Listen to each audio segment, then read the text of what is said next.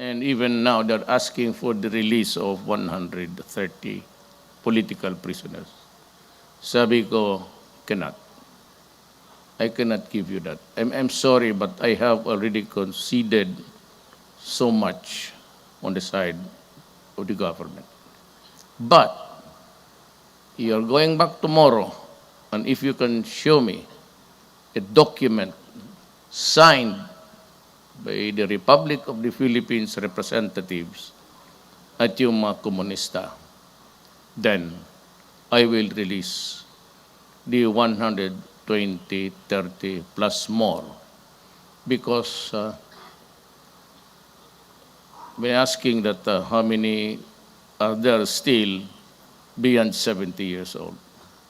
And those suffering from incurable diseases at this time, my cancer or kidney or anything, and if they are ready to be released and will be accepted by their families, i-release ko na before Christmas time.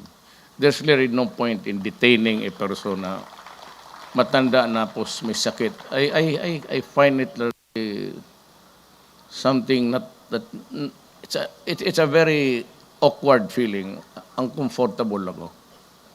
So, yung lahat na matatanda may sakit, umalis na kayo.